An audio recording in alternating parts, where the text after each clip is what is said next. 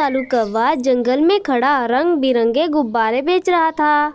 गुब्बारे ले लो गुब्बारे, रंग बिरंगे गुब्बारे। जो बच्चा एक बार लेकर जाएगा बार बार लेने के लिए आएगा। जल्दी जल्दी आओ, रंग बिरंगे गुब्बारे ले लो।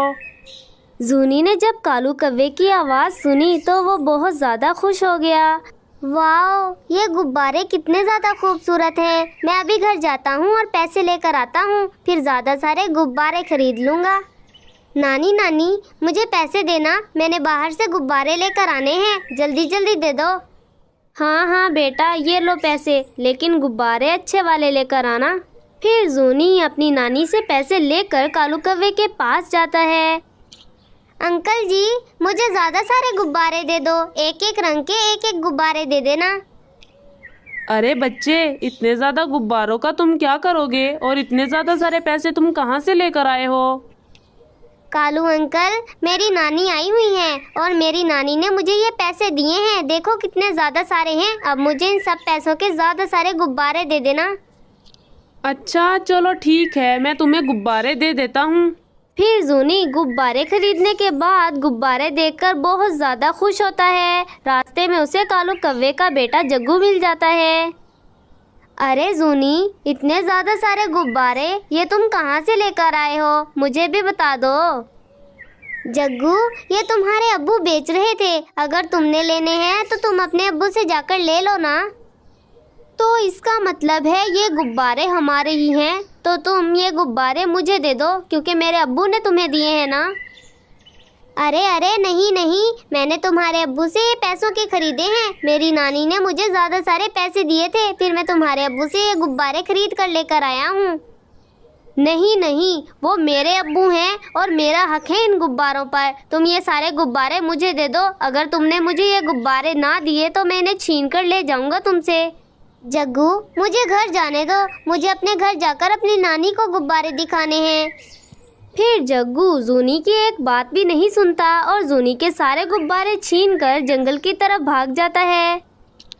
माँ, आपने जूनी को पैसे क्यों दे दिए थे? पता भी है वो कितना शरारती हो गया है, हर वक्त पैसे ही मांगता रहता है। अरे बेटी, कुछ नहीं होता, अभी तो वो छोटा बच्चा है, जब बड़ा हो जाएगा तो उसे समझ आ जाएगी। लेकिन माँ, आप भी तो थोड़े से पैसे लेकर आई होंगी ना मेरे पास रहने के लिए। अरे मेरी बेटी, जो मेरा है वो तुम्हारा और जूनी का ही तो है, और मेरे पास है ही कौन जिसे मैं अपनी चीज़ें दूंगी। थोड़ी ही देर में जूनी भागा भागा अपने घर आता है और अपनी मम्मा को सारी बात बताता है। मम्मा मम्मा, जग्गू मेरे गुब्बारे छीन कर ले गया। मैं इतने ज़्यादा सारे गुब्बारे लेकर आ रहा था, मेरे सारे पैसे ज़ाया हो गए। चुप हो जाओ जूनी, इतने जोर जोर से क्यों बोल रहे हो? देखो तो नानी सोई हुई है। मम्मा, जग्गू मुझसे सारे गुब्बारे छीन कर ले गया। मैंने उसके बाबा से पैसों के खरीदे थे और उसने कहा ये गुब्बारे मेरे बाबा ने दिए हैं तो इन पर हक भी मेरा ही है। देखो भाई, अब तुम्हारे गुब्बारे वो छीन कर ले गया ना, इसीलिए मैं कहती थी ज़्यादा पैसे खर्च ना करो, ना तुम्हारा कोई फ़ायदा हुआ और नानी के सारे पैसे भी ख़त्म करवा दिए। पर मम्मा, नानी ने मुझे पैसे खुद ही दिए थे ना। मैंने तो नानी से ये कहा था मुझे पैसे दे दो, मैंने गुब्बारे लेकर आने हैं। बेटा, नानी मेहमान है और मेहमान से कभी पैसे नहीं मांगते। तो मम्मा, क्या मैं आपसे पैसे मांग सकता हूँ? हाँ हाँ बिल्कुल, तुम मुझसे पैसे मांग सकते हो क्योंकि मैं तुम्हारी मम्मा हूँ। तो फिर मम्मा मुझे एक बात बताएं, जब आप छोटी थी तो आप किससे पैसे मांगती थी? जब मैं छोटी थी तब मैं अपनी मम्मा से पैसे मांगती थी। पर तुम मुझसे ये सवाल क्यों कर रहे हो? मम्मा, अब मेरी बात पर गौर करें, मैंने अपनी मम्मा की मम्मा से पैसे मांगे हैं।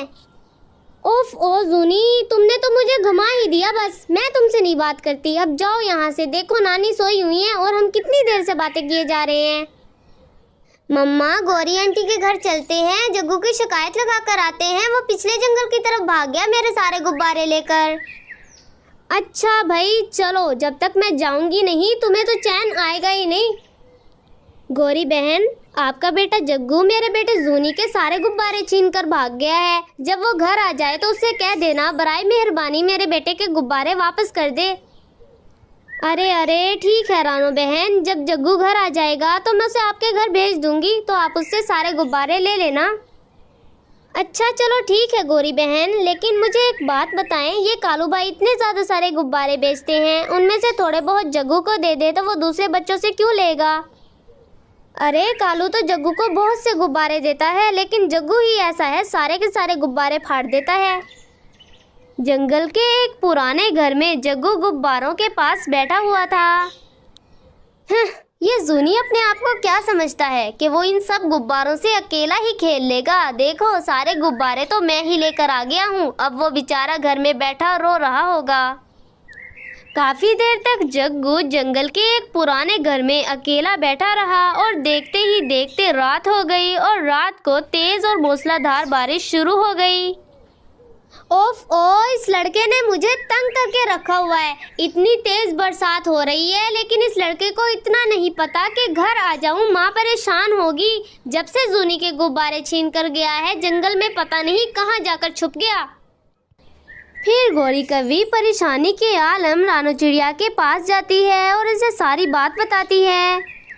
अरे अरे रानो बहन, ये तो बहुत ज़्यादा परेशानी की बात है। चलो चलो अभी चलते हैं जग्गू को ढूंढने के लिए। कितनी तेज़ बारिश हो रही है, बेचारा बच्चा पता नहीं कहाँ होगा। फिर रानो चिड़िया और गौरी कवि जग्गू को ढूंढने के लिए तेज़ बरसात में जंगल की तरफ रवाना हो जाते हैं। उधर जग्गू तेज़ बरसात को देखकर बुरी तरह डर जाता है और अपनी मम्मा को ज़ोर ज़ोर से आवाज़ें लगाने लग जाता है। मम्मा मम्मा मुझे बचा लो, इस तेज बारिश में मैं मर जाऊंगा। मुझे कितनी बुरी सजा मिली है, मैंने बस गुब्बारे ही चोरी किए थे ना। चुप चुप गौरी बहन, एक मिनट चुप होना। मुझे आवाज़ आ रही है आसपास से, जैसे कोई ये कह रहा हो हमारी मदद करो। हाँ। फिर रानो चिड़िया और गौरी कवि पुराने घर के अंदर चली जाती हैं, जहाँ पर जग्गू खड़ा होता है। जग्गू तुम यहाँ पर क्या कर रहे हो? तुम्हें पता है ना ये घर कितना खतरनाक है। मम्मा आप आ गई। मम्मा मुझे बचा लो। मम्मा मुझे बहुत ज़्यादा डर लग रहा था। शुक्र है आप आ गई मुझे बचाने के लिए। अरे बेटा मैं कैसे ना आती, मैं तो माँ हूँ तुम्हारी, लेकिन तुम्हें मेरा कोई लिहाज नहीं है। तुम्हें ये नहीं मालूम कि कितनी रात हो गई है, माँ परेशान होगी। माँ गुस्सा मत करे ना माँ मैं जूनी से गुब्बारे छीनने के बाद यहाँ पर आकर खेलने लग गया था और मुझे पता भी नहीं चला कि रात हो गई और तेज बरसात भी शुरू हो गई। फिर पानी इतना ज़्यादा था कि घर से पानी निकलने लग गया और मैं यहीं पर बंद हो गया। अरे जग्गू बेटा, तुम मुझे बताते तो कि तुम्हें गुब्बारे चाहिए। तुम्हारे अब्बू गुब्बारे बेचते हैं, मैं तुम्हें तुम्हारे अब्बू से गुब्बारे लेकर दे देती ना। माफ़ कर दो ना माँ मुझसे बर्दाश्त ही नहीं हुआ कि जूनी के पास इतने ज़्यादा सारे गुब्बारे थे। हालांकि मुझे ये बात तो समझ ही नहीं आई कि उसने अपनी नानी से पैसे लेकर मेरे बाबा को दिए थे। बेटा चलो ठीक है, अब तुम्हें समझ आ गई ना। चलो मैं तुम्हें माफ़ करती हूँ, अब हमारे साथ घर चलो। देखो यहाँ पर कितनी तेज़ बारिश हो रही है, अगर तुम बीमार हो गए तो। जूनी मेरे भाई, मेरे प्यारे दोस्त, मुझे माफ़ कर दो। मैं आइंदा कभी तुम्हारे साथ इतना बुरा नहीं करूँगा। आइंदा कभी भी तुम्हारी कोई भी चीज़ छीनकर तुमसे नहीं भागूंगा। फिर उस दिन के बाद से जूनी और जग्गू एक दूसरे के अच्छे दोस्त बन जाते हैं। Subscribe. जंगल में गौरी कवि जंगल के परिंदों के लिए खूबसूरत कपड़े तैयार किया करती थी। गुड़िया बेटी, ये देखो मैं तुम्हारे लिए कितना खूबसूरत सूट लेकर आई हूँ। माँ ये तो बहुत ही ज़्यादा प्यारा है और मुझे ये वाला रंग बहुत ज़्यादा पसंद है। ठीक है बेटा, मैं कल गौरी आंटी के पास जाऊँगी और उन्हें ये सूट देकर आ जाऊँगी। वो बहुत जल्द सिलाई कर देंगी तुम्हारे ये सूट। शाम को गौरी कवि जब अपने घर जाती है तो कालू कौवा गौरी कवि से पूछता है। हाँ भाई गौरी, बताओ आज कितनी कमाई कर ली तुमने? आज तो बहुत देर से आई हो तुम घर। हाँ देर तो बहुत ज़्यादा हो गई, इतने ज़्यादा कपड़े आए हुए हैं। तो किसी परिंदे को अपने पास मुलाजमत के लिए रख लो ना, वो तुम्हारे हिस्से के कपड़े सिलाई कर दिया करेगी। हाँ कालू, तुम बिल्कुल ठीक कहते हो, लेकिन मुझे उसे पैसे भी तो देने पड़ेंगे। मेरे पास इतने पैसे नहीं होते। अरे गौरी बताओ भाई, हमें किस चीज़ की कमी है? और पैसों की इतनी ही फिक्र है तो किसी गरीब को अपने पास नौकरी पर रख लो ना। इस तरह कालू कौवा और गौरी कवि अपनी जिंदगी हंसी खुशी गुजार रहे थे। अगली सुबह रानो चिड़िया गौरी कवि के पास जाती है। गौरी बहन, ये मेरी बेटी का सूट है, क्या आप इसे सिलाई कर देंगी? अरे रानो, कपड़े सिलाई करना तो मेरा काम ही है ना, मैं इसे ज़रूर सिलाई कर दूंगी, लेकिन इसके पैसे थोड़े ज़्यादा लूँगी मैं। अच्छा चलो ठीक है, ज़्यादा पैसे ले लेना, लेकिन मेरी बेटी बहुत ज़्यादा खूबसूरत नज़र आनी चाहिए। हाँ हाँ बहन, तुम फिक्र ही ना करो।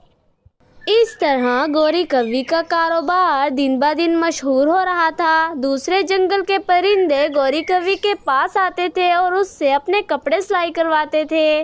मीनू बहन, ये देखो कितना खूबसूरत फ्रॉक है, मैंने गौरी कव्वी से सिलवाया है। हाँ हरियाली, ये तो बहुत ज़्यादा खूबसूरत है। वैसे भी गौरी कव्वी सब परिंदों के कपड़े बहुत ज़्यादा खूबसूरत सिलाई करती है। मीनू बहन, मेरी बेटी की शादी आने वाली है, मैंने अपनी बेटी की शादी की सारी तैयारियां गौरी कव्वी के हवाले कर दी हैं। अब वो मेरी बेटी के खूबसूरत कपड़े सिलाई करके देगी मुझे। अब तो गौरी कव्वी सारे जंगल में गौरी सिलाई वाली के नाम से मशहूर हो गई थी। माँ, मुझे कुछ खिलौने दिलवा दें, मेरे सारे दोस्तों के पास खिलौने हैं, बस मेरे पास ही नहीं है। बेटा, कहाँ से दिलवाऊं? मेरे पास पैसे होते तो सबसे पहले तुम्हें खिलौने ही ला कर दे देती। माँ, मुझे भूख भी बहुत ज़्यादा लग रही है, मैंने कल रात से कुछ भी नहीं खाया। हाँ मेरे बच्चे, मैं बाहर जाती हूँ और तुम्हारे लिए कुछ ढूंढ कर लेकर आती हूँ। सारे जंगल में खाना ढूंढने के बाद चील एक कुएं के पास आ जाती है। अरे मेरे बेटे को बहुत ज़्यादा भूख लग रही है और उसके लिए तो कुछ खाने के लिए भी नहीं मिला, अब ये पानी ही ले जाती हूँ। फिर चील एक बाल्टी में पानी भर कर अपने घर ले आती है। माँ, क्या आप मेरे लिए खाना ढूंढ कर ले आई हैं? मुझे दे दें, मुझे बहुत ज़्यादा भूख लग रही है। हाँ हाँ मेरे बेटे, मैं लेकर आ गई हूँ, बस थोड़ी देर सब्र करो, खाना बन जाने दो, उसके बाद सबसे पहले तुम्हें ही ला कर दूँगी। माँ, जब मैं बाहर जाता हूँ तो बाकी परिंदों के बच्चे मुझसे दोस्ती ही नहीं करते, वो कहते हैं हम दोनों बहुत ज़्यादा बुरे हैं। क्यों बेटा, ऐसा वो क्यों कहते हैं? माँ, मुझे भी नहीं पता, लेकिन वो कह रहे थे कि तुम्हारी माँ पहले हमें खा जाया करती थी। अरे बेटा, मैं वो चील नहीं हूँ जो दूसरे परिंदों के बच्चों को खा जाऊँ, मुझे तो बच्चे बहुत ज़्यादा पसंद हैं। माँ, पर चील दूसरे परिंदों के बच्चों को क्यों खा लेती हैं? उनकी वजह से मुझसे कोई भी दोस्ती नहीं करता। बेटा, इस जंगल की सारी चील दूसरे परिंदों के बच्चों को खा जाती हैं, सिवाय मेरे, मैंने छोड़ दिया है दूसरे परिंदों के बच्चों को खाना। माँ, आपने बहुत अच्छा किया कि आप दूसरे परिंदों के बच्चों को नहीं खाते, अगर आप उन्हें खाते तो उन्हें बहुत ज़्यादा दर्द होता। हाँ मेरे बच्चे, मुझे मालूम है, इसीलिए मैं दूसरे परिंदों के बच्चों को नहीं खाती, मैं अच्छी हो गई हूँ, लेकिन कोई मुझे समझता ही नहीं। काफ़ी देर तक चील कुकू को अपनी बातों में लगाए रखती है और थोड़ी ही देर में कुकू आराम से सो जाता है। अरे मेरा बेटा बहुत मासूम है, इसे बहुत ज़्यादा भूख लग रही थी, लेकिन मैंने इसे बातों में लगा लिया, अब ये सो गया है, अब इसके लिए कुछ ढूंढ कर ले आती हूँ। फिर चील दूसरे परिंदों के घर जाती है और उनसे मदद मांगती है। तोते भाई, अगर आपके घर कुछ खाने को है तो दे दें, मेरे बेटे को बहुत ज़्यादा भूख लग रही है। तुम तो चील हो ना, फिर मांग क्यों रही हो? जाओ और किसी परिंदे को अपना शिकार बनाकर खा जाओ। अरे तोते, मैं किसी परिंदे को नहीं खाती, अब मैं अच्छी हो गई हूँ, लेकिन कोई ये समझता ही नहीं और ना मेरी कोई मदद करता है। चील, मैं तुम्हारी बस थोड़ी बहुत मदद कर सकता हूँ, आगे तुम्हें खुद ही मेहनत करनी होगी। बताओ तोते भाई, मुझे क्या करना होगा? मेरी बस मदद कर दो, मैं अपने बेटे के लिए कमाना चाहती हूँ। मिट्ठू जी, किससे बातें कर रहे हैं? जल्दी घर आए, मैं आपका इंतज़ार कर रही हूँ। आ रहा हूँ, थोड़ी देर रुक जाओ, इस चील की मदद तो कर दूँ। जल्दी बता दे तोते भाई, आपकी बीवी अंदर गुस्सा हो रही है। तो चील, यहाँ से जाओ और गौरी कव्वी के पास जाकर कहना तुम्हें काम की तलाश है। फिर चील जल्दी जल्दी गौरी कव्वी के पास जाती है।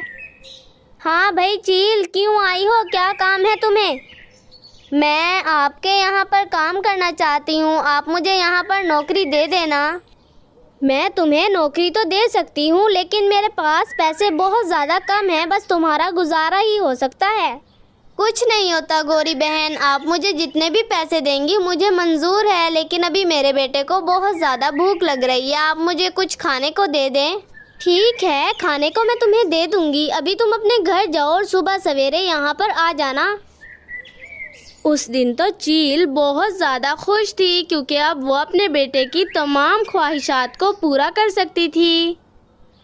ये देखो मेरे बेटे, मैं तुम्हारे लिए बर्गर लेकर आई हूँ। माँ, आपका बहुत बहुत शुक्रिया। वैसे भी मेरा काफ़ी दिनों से दिल कर रहा था, जंगल के दूसरे परिंदों के बच्चे बर्गर खाते हैं लेकिन मुझे कभी भी नहीं मिला।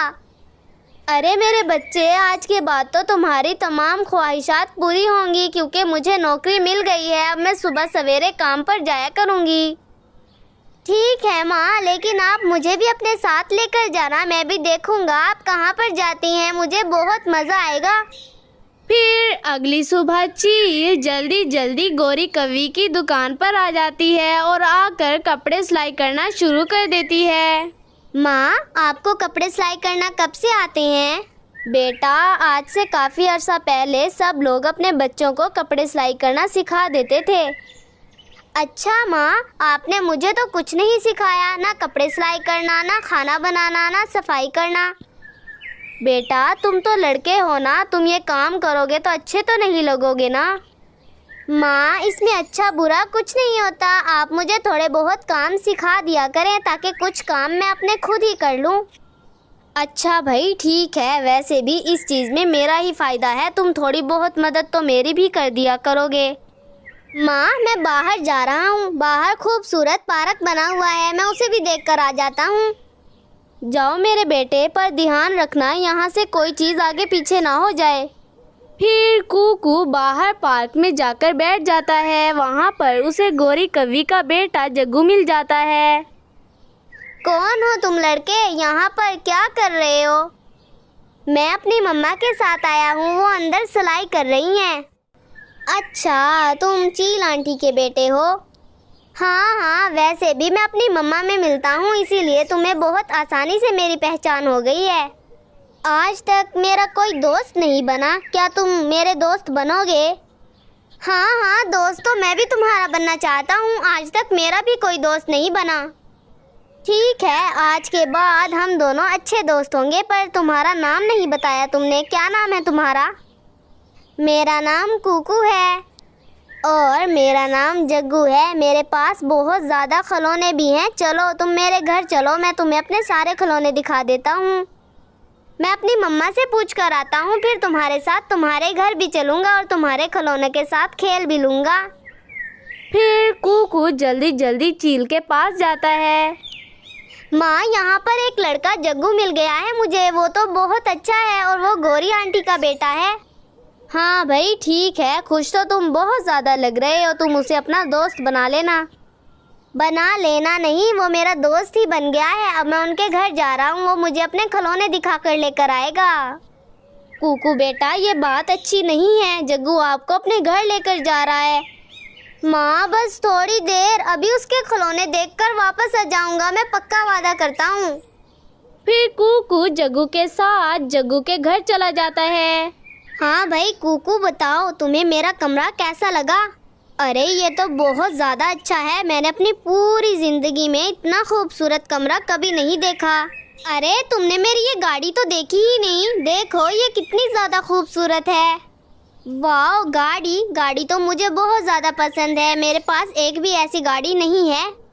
नहीं है तो मैं क्या करूं, इस पर नज़र ना लगा देना, मेरे अब्बू ने मुझे ये तोहफे में दी है। मैं नज़र नहीं लगाता, वैसे तुम्हारी गाड़ी बहुत ज़्यादा खूबसूरत है। शाम को कूकू जब चील के साथ अपने घर वापस आता है तो कहता है, माँ, आज जो जग्गू मेरा दोस्त बना है, मैंने उसकी गाड़ी देखी, इतनी प्यारी थी, बहुत ही ज़्यादा प्यारी थी वो। अच्छा, क्या तुम्हें वो गाड़ी पसंद आ गई है? हाँ, वो तो है ही बहुत ज़्यादा खूबसूरत। ठीक है मेरे बेटे, अगर तुम्हें वो गाड़ी इतनी ही पसंद है ना, मैं तुम्हारे जन्मदिन पर तुम्हें वो गाड़ी ही तोहफे में दे दूँगी। नहीं माँ, मैं वैसे ही बात कर रहा था, मुझे मालूम है हमारे पास इतने पैसे नहीं होते। अरे मेरे बेटे, तुम्हें इतना सोचने की कोई ज़रूरत नहीं है, पहले मैं कोई काम नहीं करती थी, अब मेरे पास काम है, अब मैं तुम्हें तोहफा दे सकती हूँ। मम्मा आपका बहुत बहुत शुक्रिया, आप बहुत अच्छी हैं। फिर अगले दिन चील सुबह सवेरे उठकर गौरी कव्वी की दुकान पर कपड़े सिलाई करने के लिए चली जाती है। माँ मैं अपने दोस्त के पास चला जाऊँ, वो मेरा इंतज़ार कर रहा होगा। हाँ हाँ जाओ बेटा जाओ और जाकर खेल लो, जब मुझे घर जाना होगा मैं तुम्हें बुला लूँगी। फिर कूकू जल्दी जल्दी जग्गू के पास जाता है। जग्गू जग्गू तुम्हें मालूम है मेरी मम्मा ने मुझसे वादा किया है, वो मुझे एक खूबसूरत गाड़ी दिलवाने वाली हैं। गाड़ी? तुम्हारी इतनी हैसियत नहीं है कि तुम लोग गाड़ी खरीद सको। अरे मैं असली गाड़ी की बात नहीं कर रहा, मेरी मम्मा मुझे एक खिलौना गाड़ी दिलवाने वाली हैं। अच्छा वो तुमने मेरी गाड़ी देख ली, अब तुम अपनी मम्मा से कहते हो कि तुम्हें भी गाड़ी चाहिए। मुझे तो शुरू से ही शौक था, लेकिन हमारे पास इतने पैसे नहीं थे। तुम्हारी मम्मा का बहुत बहुत शुक्रिया, वो मेरी मम्मा को पैसे दे देती है। वो तो है, हम लोग बहुत ज़्यादा अमीर हैं और मेरी मम्मा हर ज़रूरतमंद को पैसे देती हैं। सारा दिन चील गौरी कव्वी के सिलाई सेंटर में खूब मेहनत से काम किया करती थी। मम्मा जग्गू बता रहा था कि उसकी मम्मा सब परिंदों को मुफ्त में पैसे दे देती हैं। अरे बेटा ऐसा नहीं होता, कोई किसी को मुफ्त में पैसे नहीं देता, हर कोई अपनी ही मेहनत का खाता है। मम्मा पर गौरी आंटी आपको पैसे देती तो हैं। वो मुझे पैसे देती हैं क्योंकि मैं उनके कपड़े सिलाई करती हूँ ना।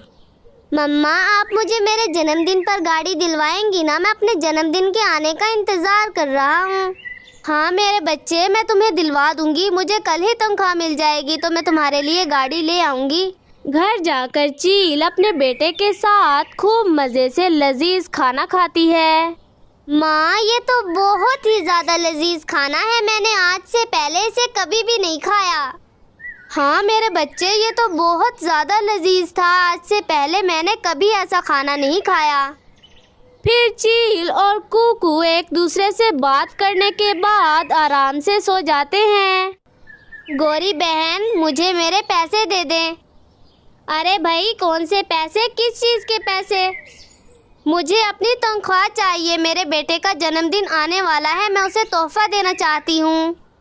अच्छा चलो ठीक है ले लो पैसे, लेकिन तुम्हें इस महीने के पैसे मैं अभी दे देती हूँ, फिर इस महीने कुछ भी नहीं मिलेगा। हाँ हाँ वो तो मुझे मालूम है, आप मुझे बस पैसे दे दें। फिर गौरी कव्वी चील को कुछ पैसे दे देती है और चील घर आकर अपने बेटे के लिए खूबसूरत सजावट कर लेती है। उम्मीद करती हूँ कूकू मेरे इस तोहफे से खुश हो जाएगा। उसने तो मुझसे गाड़ी मांगी थी, मैं तो उसके लिए केक भी लेकर आई हूँ। काफ़ी देर तक कूकू का इंतज़ार करने के बाद आखिरकार कूकू घर आ जाता है और चील अपने बेटे को खुश कर देती है। हैप्पी बर्थडे कूकू बेटा, तुम्हें जन्मदिन बहुत बहुत मुबारक हो। अल्लाह ताला आपका बहुत बहुत शुक्रिया, आपने आज के दिन मुझे ये खूबसूरत सा बेटा अता किया था। शुक्रिया माँ। माँ आप बहुत ज़्यादा अच्छी हैं, मुझे मालूम नहीं था कि आज मेरा जन्मदिन है, मैं तो भूल गया था। अरे बेटा ऐसे कैसे भूल गए तुम्हें तो मालूम था ना 2 दिन बाद तुम्हारा जन्मदिन आने वाला है। बस माँ भूल गया, लगता है आप मुझे सरप्राइज देना चाहती थी ना। आपका सरप्राइज तो सचमुच मेरे लिए सरप्राइज ही बन गया है। फिर चील और कूकू खूब मज़े से कूकू के जन्मदिन का केक काटते हैं। कूकू बेटा ये देखो तुम्हारा खूबसूरत तोहफा, बताओ कैसा लगा तुम्हें? माँ वैसे तो आपकी लाई हुई हर चीज़ मुझे बहुत ज़्यादा पसंद आती है, लेकिन अब मैं इसे खोल कर देखूंगा इसके अंदर ऐसा क्या है। अरे बेटा इसके अंदर गाड़ी है, तुमने मुझसे गाड़ी ही मांगी थी ना। माँ आज मैं बहुत ज़्यादा खुश हूँ, इसीलिए कुछ भी बोल रहा हूँ, आप मेरी बातों पर ध्यान ना दें। फिर कूकू जल्दी जल्दी अपने तोहफे को खोलता है तो तोहफे के अंदर एक खूबसूरत गाड़ी निकलती है। माँ ये वाली गाड़ी तो बहुत ही ज़्यादा खूबसूरत है, ये तो जग्गू की गाड़ी से भी ज़्यादा खूबसूरत है। आपको ये कहाँ से मिल गई? अरे मेरे बच्चे ये मैंने बहुत मुश्किलों से ढूंढी है, मुझे मालूम था तुम्हें ये वाला रंग बहुत ज़्यादा पसंद है। वैसे माँ ये गाड़ी बहुत ज़्यादा महंगी आई होगी ना? अरे मेरे बेटे पैसों की बात को छोड़ो, बस तुम अपनी गाड़ी को देखो और इसके साथ खेलना शुरू करो। कुकू अपनी गाड़ी को देखकर इतना ज्यादा खुश हो गया कि रात को सोते हुए अपनी गाड़ी को अपने पास लेकर सोया। जग्गू, ये देखो मेरी गाड़ी, मुझे मेरी मम्मा ने लेकर दी है तो बहुत ज्यादा खूबसूरत। बताओ इसकी कीमत कितने रुपए होगी? इसका तो मुझे नहीं मालूम, मम्मा ने कहा था, मुझे पैसों से क्या लेना देना। वैसे गाड़ी तो तुम्हारी अच्छी है, अगर तुम चाहो तो मुझसे अदला बदली कर लो। क्या मतलब, मैं अपनी गाड़ी तुम्हें दे दूं और तुम्हारी पुरानी गाड़ी खुद रख लूं क्या?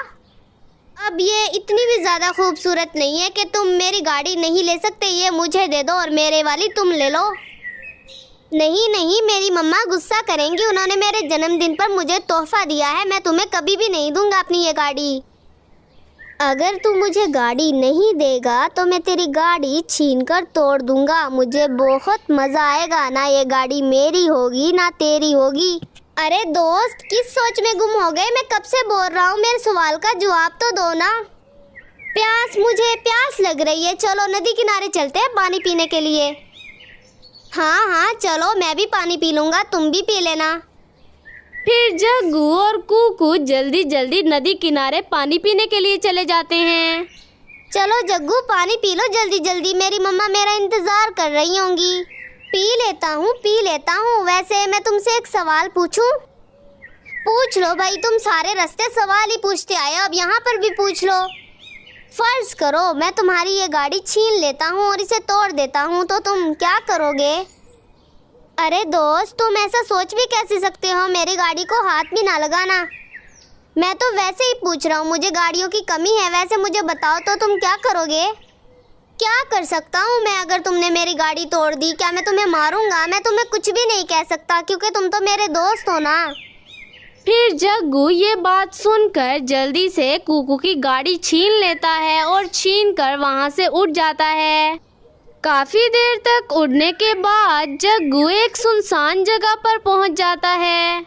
अरे गाड़ी, तुम्हें मारते हुए मुझे बहुत दुख होगा, लेकिन करूँ भी क्या? तुम तो कुकू की गाड़ी हो ना। फिर जग्गू कुकू की गाड़ी को बुरी तरह मारना शुरू कर देता है। थोड़ी ही देर में कुकू की गाड़ी 2 टुकड़ों में टूट जाती है। अब आएगा मजा, ना रहा बांस ना बजेगी बांसुरी। जब ये गाड़ी मेरी नहीं तो मैं कुकू को इसे क्यों दूं? अब तो जग्गू बहुत ही ज्यादा खुश हो गया था क्योंकि उसने कुकू की गाड़ी को बुरी तरह तोड़ दिया था। उधर कुकू अपनी मम्मा चील के पास जाता है और उसे सारी बात बताता है। मम्मा, जग्गू मेरी गाड़ी छीन कर ले गया, मुझे नहीं मालूम वो कहाँ चला गया। अरे मेरे बच्चे, ऐसे कैसे ले गया? बाहर जाकर देख लो ना, वो खेल रहा होगा तुम्हारी गाड़ी से। मम्मा जी, वो बाहर नहीं है, वो मुझे नदी किनारे ले गया था और वहाँ से मेरी गाड़ी छीनकर कहीं दूर चला गया है। अरे मेरे बच्चे, तुम फिक्र ना करो, मैं गौरी मैडम के पास जाती हूँ और उन्हें सारी बात बता कर आती हूँ। फिर चील गौरी कवि के पास जाती है। गौरी मैडम, आपके बेटे ने मेरे बेटे की गाड़ी छीन ली है, आप बराए मेहरबानी उसे कह दें कि वो इसे वापस कर दे। ये क्या बकवास कर रही हो चील? मेरा बेटा तुम्हारे बेटे की गाड़ी क्यों छीनेगा? उसे किस चीज की कमी है आखिर? गौरी मैडम, मुझे नहीं मालूम, पर आप उसे कह देना मेरे बेटे की गाड़ी दे दे, उसने कितनी मुश्किलों से ली थी गाड़ी। इतनी सी बात तुम मुझे बताने के लिए आ गई? छोटे छोटे बच्चों की लड़ाई में खुद मुझसे लड़ने के लिए आ गई? आज के बाद तुम मेरे यहाँ पर काम नहीं करोगी, मैं तुम्हें यहाँ से भेज देती हूँ। आप ऐसा ना करें गौरी मैडम, मैं तो वैसे ही बात करने के लिए आई थी, मेरा बेटा बहुत ज्यादा रो रहा है। तुम लोग गरीब हो, वैसे शुक्र है तुम लोगों के पास ऐसा वैसा कुछ नहीं है, वरना तुम लोग मेरे बेटे को चोर ही बना देते। ठीक है मैडम, मुझे माफ कर दे, वो गाड़ी आप लोग ही रख ले, पर अब मुझे नौकरी से तो ना निकाले ना। मैंने तुम्हें नौकरी से निकाल दिया, मैं ऐसे वैसे किसी शख्स को अपने पास नहीं रख सकती जो मेरे ही बेटे पर चोरी का इल्जाम लगा दे। फिर उस दिन से चील अब कभी भी गौरी कवि के पास काम पर नहीं जाती थी। माँ, मुझे माफ कर दे, मुझे नहीं मालूम था कि जग्गू की बात उसकी मम्मा को बताने से उसकी मम्मा आपको नौकरी से निकाल देंगी। अरे मेरे बच्चे, माफी मत मांगो, मुझे मालूम है जग्गू की गलती है, अब उसे अपनी गलती का एहसास हो गया होगा। माँ, वो लोग तो अमीर हैं, उन्हें कभी भी अपनी गलती का कोई एहसास नहीं होगा। वैसे गौरी कवि को मुझे वहाँ से निकालना नहीं चाहिए था, मैं बहुत ज़्यादा मेहनत करती थी। माँ, क्या हम लोग ऐसा नहीं कर सकते? हम लोग एक सिलाई मशीन ले लेते हैं, फिर हम दूसरे परिंदों के कपड़े सिलाई कर दिया करेंगे। हाँ मेरे बच्चे, मेरे दिमाग में ये ख्याल पहले तो आया ही नहीं कि हम खुद भी तो कुछ कर सकते हैं ना। तो माँ, अभी चलते हैं मशीन लेने के लिए, खूबसूरत मशीन लेकर आते हैं और दूसरे परिंदों को बता भी देते हैं कि आज के बाद कपड़े सिलाई हम क्या करेंगे। ठीक है बेटा, वैसे तुम बहुत ज़्यादा समझदार हो। फिर उस दिन चील एक खूबसूरत सिलाई मशीन ले आती है। दोस्तों सुनो, चील ने जंगल में सिलाई की दुकान खोल ली है। जिस परिंदे को सस्ते में सूट सिलवाना हो, चील के पास चले जाया करो, वो बहुत अच्छे सूट सिलाई करती है। आखिरकार चील अपनी मेहनत में कामयाब हो जाती है और उसका कारोबार बहुत ज़्यादा बढ़ जाता है। अब तो चील ने अपनी दुकान में बहुत ही ज़्यादा खूबसूरत कपड़े भी रख लिए थे। गौरी, क्या तुम्हें मालूम है जंगल में जो चील पहले तुम्हारे यहाँ नौकर थी, अब वो मालिक बनी बैठी है एक सिलाई मशीन दुकान की। क्या कह रहे हो कालू? उस भिखारी को कौन अपनी सिलाई मशीन देगा? देगा नहीं, उसने खरीद ली है और उसका कारोबार बहुत ज़्यादा मशहूर हो गया है। लगता है बस तुम तक ही नहीं पहुँचा। हाय, ये क्या हो गया? अब तो मैं कुछ भी नहीं कर सकती। काश मैं उसे पहले अपनी दुकान से ना निकालती। अब तो वो तुमसे भी ज़्यादा मशहूर हो गई है, सारे परिंदों के कपड़े थोड़े सस्ते में सी देती है। चील बहन, मेरी बेटी की शादी आ रही है, मैं अपनी बेटी की शादी के सारे जोड़े तुमसे ही सिलवाऊंगी। अरे मेरी बहन, आपका बहुत बहुत शुक्रिया, आपने मुझे इस काबिल समझा। हाँ भाई, इस काबिल तो तुम हो ही, और उधर गौरी कवि इतने ज़्यादा पैसे मांगती है जितने का तो सूट भी नहीं होता। हाँ बहन, अब क्या कर सकते हैं, गौरी बहन तो लालच किए जा रही है, उसे ये नहीं मालूम उसके लालच की वजह से उसका कारोबार खत्म हो सकता है। अब तो जंगल के सारे छोटे बड़े परिंदे चील के पास अपने बच्चों के कपड़े सिलाई करवाने के लिए आते थे। कालू जी, मुझे अब ये लग रहा है कि हमारा कारोबार तो खत्म हो गया है बस।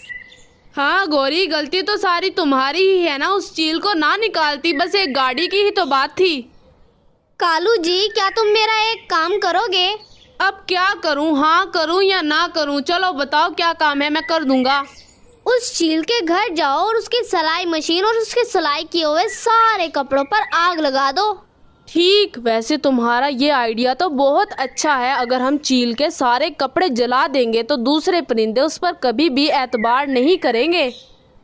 रात के वक्त चील अपने बेटे कुकू के साथ खूब मज़े से आराम कर रही थी। थोड़ी ही देर में कालू कौवा चुपचाप चील के घर आ जाता है। अब आएगा मज़ा, मैं चील के सारे कपड़ों को जला दूंगा और ये सिलाई मशीन, इसे तो सबसे पहले जलाऊंगा। फिर कालू कौवा चुपचाप चील की सिलाई मशीन को आग लगा देता है और वहां से भाग जाता है। अंदर सोई हुई चील बेखबर थी कि उसके घर में आग लग रही है। थोड़ी ही देर में चील के घर में रखे सारे कपड़े जल जाते हैं। चील की सिलाई मशीन जलना शुरू हो जाती है।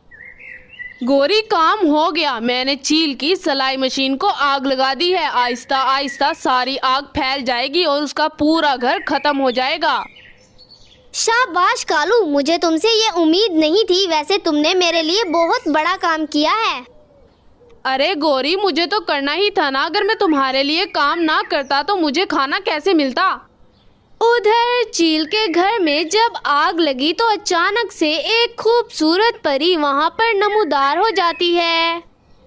इस चील के घर से सारी आग खुद ब खुद खत्म हो जाए और जिसने यहाँ पर आग लगाई है उसका घर खत्म हो जाए। परी ने अभी ऐसा कहा ही था कि कालू कौवा और गौरी कवि अपने खूबसूरत घर में बैठे हुए थे। अचानक से वो एक गरीब घर में आ जाते हैं।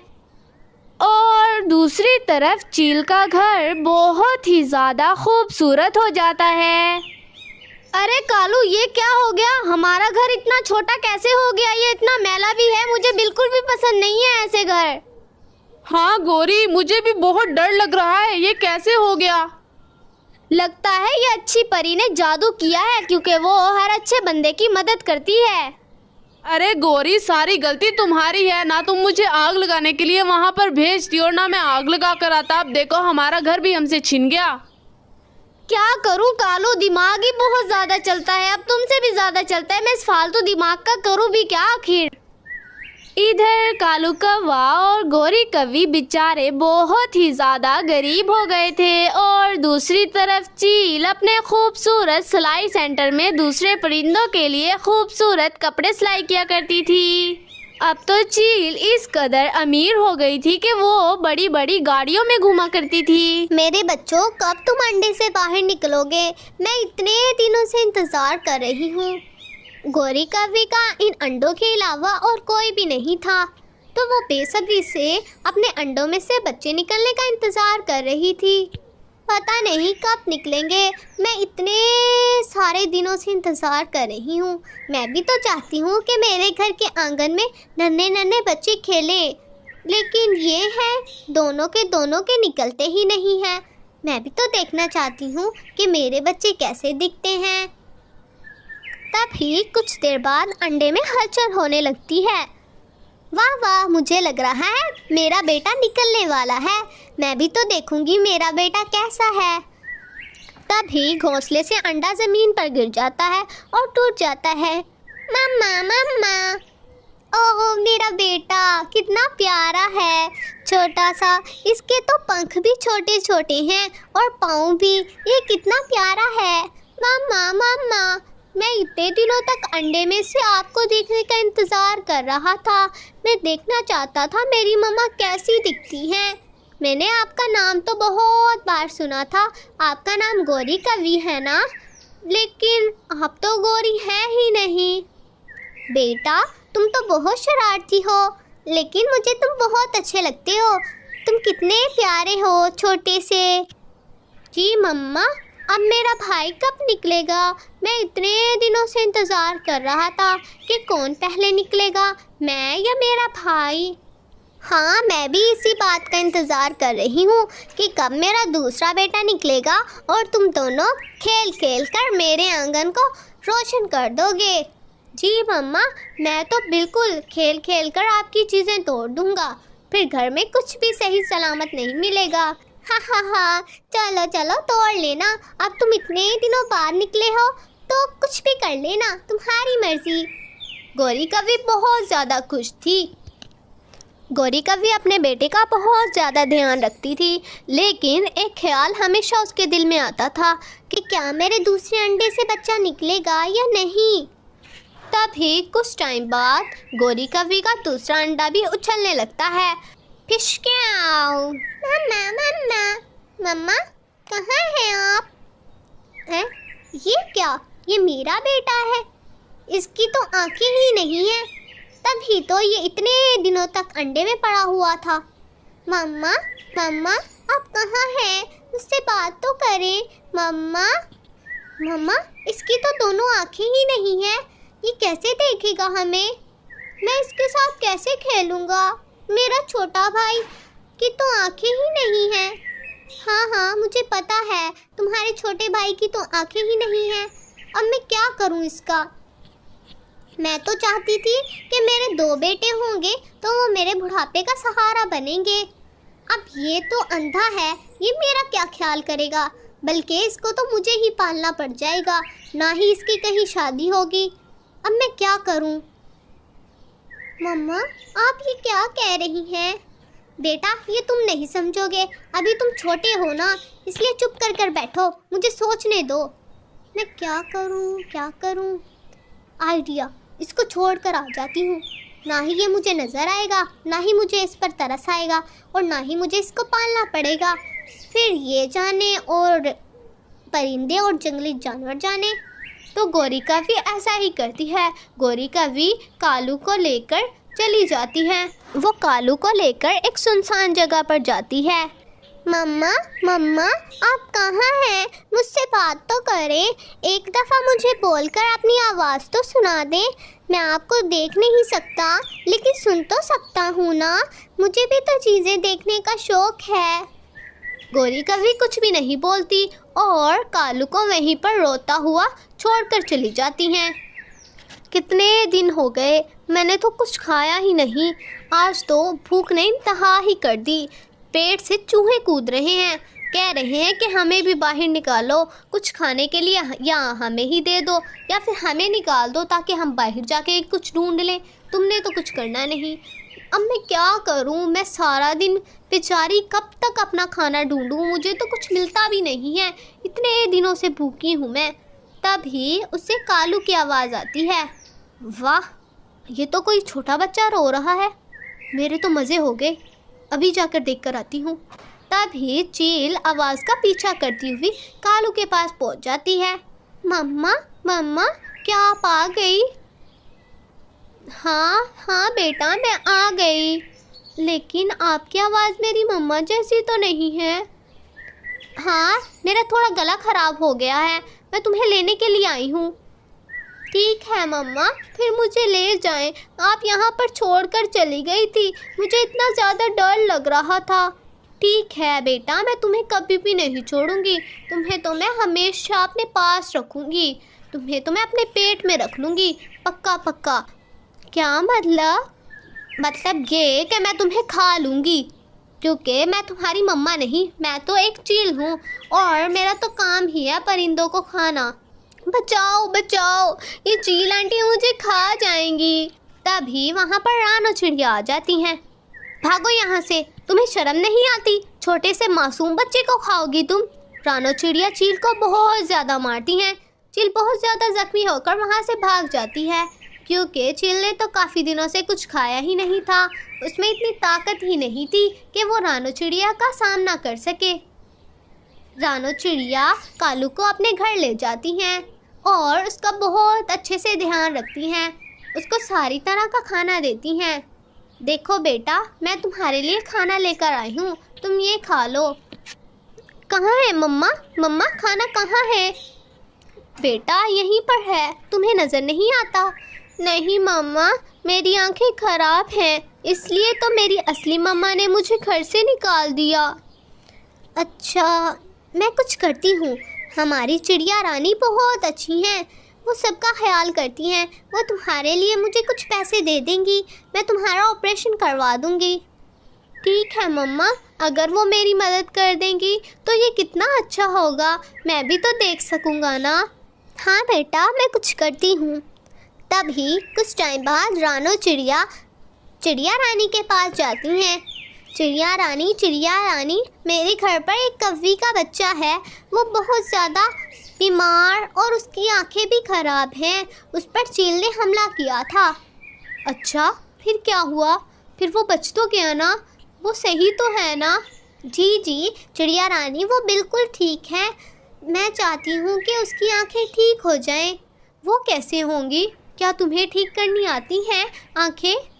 नहीं, मुझे नहीं आती, लेकिन शहर में डॉक्टर्स को आती हैं। अगर आप ख़जाने में से थोड़ी सी मेरी मदद कर दें तो आपका बहुत एहसान होगा। हाँ, मैं कर दूँगी, मेरा क्या जाएगा, थोड़ा सा ख़जाना ही तो देना है, तुम ले लो, लेकिन झूठ नहीं बोलना, मुझसे झूठ नहीं बोलना, और अगर तुमने झूठ बोला होगा ना तो तुम्हें मैं जेल में डाल दूँगी। नहीं, मैं झूठ नहीं बोलती, आप जंगल में किसी भी परिंदे से पूछ लीजिए, मैंने कभी भी झूठ नहीं बोला। ठीक है, मैं तुम पर एतबार कर ख़जाना दे रही हूँ तुम्हें। फिर चिड़िया रानी रानो चिड़िया को बहुत ज़्यादा ख़जाना दे देती हैं। देखो बेटा, हमारी चिड़िया रानी ने तुम्हारे लिए कितना सारा ख़जाना दिया है, अब तुम्हारा इलाज हो जाएगा, फिर तुम देख सकोगे। फिर रानो चिड़िया कालू कौवे का शहर के अच्छे डॉक्टर से इलाज करवाती हैं। अब कालू कौवा भी देखने लगा था। काफ़ी अर्सा गुजर जाता है। कालू कौवा बहुत ज़्यादा बड़ा हो गया था। वो अपनी माँ का बहुत ज़्यादा ख्याल रखता था, क्योंकि रानो चिड़िया तो अब बूढ़ी हो चुकी थी। वो बाहर खाना तलाश करने के लिए नहीं जा सकती थी। कालू कौवा अपनी माँ के लिए खुद खाना तलाश करने जाता था। बेटा, मैं खाना तलाश करने के लिए जा रही हूँ। नहीं माँ, आज खाना तलाश करने मैं जाऊँगा। अब मैं बड़ा हो गया हूँ, आपके लिए हर रोज़ खाना मैं लेकर आया करूँगा। ठीक है बेटा, जैसी तुम्हारी मर्जी। फिर कालू कौवा अपनी माँ के लिए अनाज के दाने लेकर आता है। फिर दोनों माँ बेटा खुशी खुशी खाते हैं। दूसरी तरफ गौरी कौवी का बेटा जो देख सकता था वो बहुत ज़्यादा जिद्दी था। मम्मा, मुझे ये नहीं खाना। ये आप क्या उठा कर ले आई हैं? आपको पता नहीं है मुझे पिज़्ज़ा बर्गर पसंद है। ये आप क्या रोज़ रोज़ उठा कर ले आती हैं? आप इंसानों की बस्ती में जाकर क्यों नहीं मेरे लिए पिज़्ज़ा लेकर आती? बेटा, मैं कैसे जाऊँ? मैं कैसे जा सकती हूँ इंसानों की बस्ती में? अगर मैं गई तो वो मुझे जान से मार देंगे। मुझे नहीं पता, मुझे तो पिज़्ज़ा खाना है या बर्गर। अगर आपको वो नहीं ला कर देना तो ना ला कर दे, मैं भी ये खाना नहीं खाऊंगा। बेटा, मैं क्या कर सकती हूँ?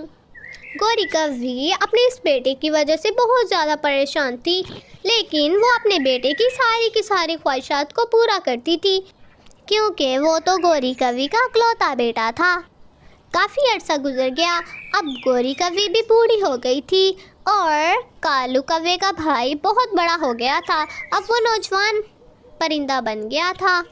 माँ, आप खाना नहीं लेकर आई आज? बेटा, मुझे कुछ नज़र ही नहीं आता। मैं क्या लेकर आऊँ तुम्हारे लिए? मैं जहाँ पर जाती हूँ वहाँ पर मुझे कुछ नज़र ही नहीं आता। मैं अब बूढ़ी हो गई हूँ। अब खाना ढूंढने की जिम्मेदारी तुम उठा लो। मैं कैसे उठा लूँ? सारी उम्र तो आपने मुझे खिलाया है, मैं कैसे कुछ कर सकता हूँ? आपने मुझे पहले कुछ करने ही नहीं दिया, अब मैं कैसे कुछ करूँ? पहले कुछ करने नहीं देते, बाद में कहते हैं कि सारा काम तुम करो। बेटा, मैं क्या करूँ? अगर मेरे बस में होता तो आज भी खाना मैं ही ले आती। अब मैं क्या करूँ? अब सारा दिन भूखा रहना पड़ेगा मुझे आपकी तरह। खुद तो कुछ करती नहीं है, बस सारा दिन घर पड़ी रहती हैं। आपको नज़र आता नहीं है ना? हाँ, मुझे नहीं नज़र आता। तो बस बात पक्की हो गई, आप भी मेरे घर से निकलें अब। क्यों? मैं क्यों अपना घर छोड़कर जाऊं? ये घर तो मेरा है ना। हाँ हाँ, ये आपका घर था, अब ये घर मेरा है। अब आप बूढ़ी हो गई हैं, अब आपको नज़र भी नहीं आता। मुझे याद है कि जब मेरा छोटा भाई पैदा हुआ था उसको नज़र नहीं आता था, तो आपने उसको वीरान जगह पर छोड़ दिया था। मुझे याद है अच्छे से। हाँ, मुझे भी याद है। पता नहीं मेरा बच्चा कहाँ होगा। अब तक तो वो मर गया होगा, वरना मैं उसके पास ही रह लेती। शुक्र है वो नहीं है, वरना उसका बोझ भी मुझे उठाना पड़ता। लेकिन मैं तो आपका बोझ भी नहीं उठाऊंगा। आप निकले यहाँ से। फिर क्या, गौरी कौवी वो घर छोड़कर चली जाती हैं। भी अपनी चिड़िया माँ के लिए खाना इकट्ठा करने के लिए निकला हुआ था। हाय, अब मेरा क्या होगा? मुझे तो कुछ नज़र भी नहीं आता। मैं खाना कहाँ से खाऊंगी? जंगली जानवर परिंदे मुझे कहीं अपना शिकार ही ना बना लें। मेरा क्या होगा? तभी वहाँ पर कालू आ जाता है। माँ जी, आपको क्या हो गया है? आप क्यों रो रही हैं? मुझे बताएं ना, आप क्यों रो रही हैं? बेटा, मेरी आंखें खराब हो गई हैं। अब मुझे कुछ भी नज़र नहीं आता बुढ़ापे की वजह से, इसलिए मेरे बेटे ने मुझे घर से बाहर निकाल दिया। अब मैं ना ही कुछ खाना ढूंढ सकती हूँ और ना ही कहीं पर रह सकती हूँ। मैं क्या करूँ? कोई बात नहीं माँ जी, आप मेरे साथ चले ना, मैं आपके लिए भी खाना ढूंढ लिया करूँगा और अपनी असली माँ के लिए भी। आप मेरे साथ चलें। नहीं बेटा, मैं तुम्हारे साथ कैसे जा सकती हूँ? मैं तो तुम्हें जानती भी नहीं हूँ। अच्छा, आप मुझे नहीं जानती? अभी अभी तो आप मुझे अपना बेटा कह रही थी, तो आप मुझे जानती हैं ना। अब मेरे साथ चले। अच्छा ठीक है, अब तुम इतनी जिद कर रहे हो तो मैं चली जाती हूँ। तुम्हारा बहुत बहुत शुक्रिया। तो कालू गौरी को अपने साथ लेकर अपने घर चला जाता है। माँ देखिए मैं किसको लेकर आया हूँ। आज से ये हमारे साथ ही रहेंगी। ठीक है बेटा, क्या तुम जानते हो ये कौन है? नहीं, मैं नहीं जानता ये कौन है, लेकिन उन्होंने मुझे बेटा कहा था, इसलिए मैं इनको अपने साथ ले आया। शाबाश मेरे बच्चे, तुमने बहुत अच्छा काम किया है। तो अगर तुम इन्हें ले ही आए हो तो तुम्हें एक बात बताऊं? जी माँ ज़रूर बताएं। मैं भी तो जानना चाहता हूँ ऐसी क्या बात है जो आप मुझे बताना चाहती हैं। तो फिर सुनो, ये गौरी कव्वी हैं, तुम्हारी असल माँ, जिन्होंने बचपन में तुम्हें छोड़ दिया था। क्या क्या आप सच कह रही हैं? हाँ हाँ बेटा, मैं सच कह रही हूँ। पीछे खड़ी गौरी कव्वी भी रो रही थी ये सारी बातें सुनकर। हाँ मेरे बच्चा, तुम वही हो? क्या तुम वही हो? हाँ हाँ, ये वही है जिसको तुमने चील के आगे छोड़ दिया था कि वो इसको खा जाए। तुमने बहुत बुरा किया था इसके साथ। बेटा मुझे माफ़ कर दो, मुझे पता नहीं था कि तुम्हारी आंखें ठीक हो जाएंगी और मेरे बुढ़ापे का सहारा तुम ही बनोगे, ना कि वो दूसरे वाला बेटा। मुझे माफ़ कर दो बेटा। ठीक है माँ, मैं आपको माफ़ कर देता हूँ। वैसे भी आपको मुझसे माफ़ी मांगने की कोई ज़रूरत नहीं है, मेरी तो किस्मत में यही लिखा था। फिर सब हंसी खुशी रहने लग जाते हैं। सब्सक्राइब।